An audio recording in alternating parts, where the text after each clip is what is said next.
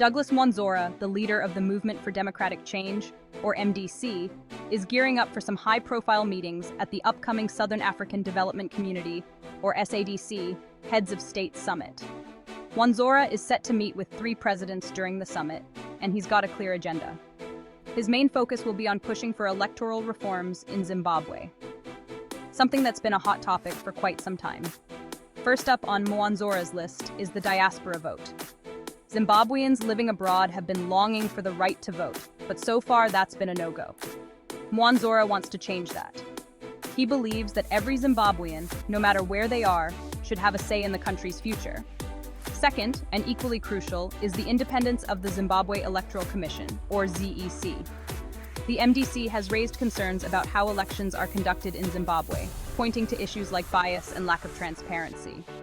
By advocating for a more independent ZEC, Mwonzora aims to ensure that future elections are free, fair, and credible.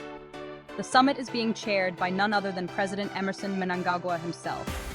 This adds another layer of intrigue because Mnangagwa and Mwonzora have had their fair share of political clashes.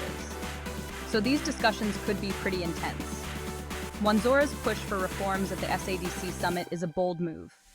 Whether or not he succeeds, these discussions at the SADC summit could have a lasting impact on Zimbabwe's political landscape. Stay tuned for more updates, and let me know your thoughts in the comments below. Do you think Mwonzora's efforts will lead to real change? I'd love to hear your perspectives. Thanks for watching, and see you next time. Sit.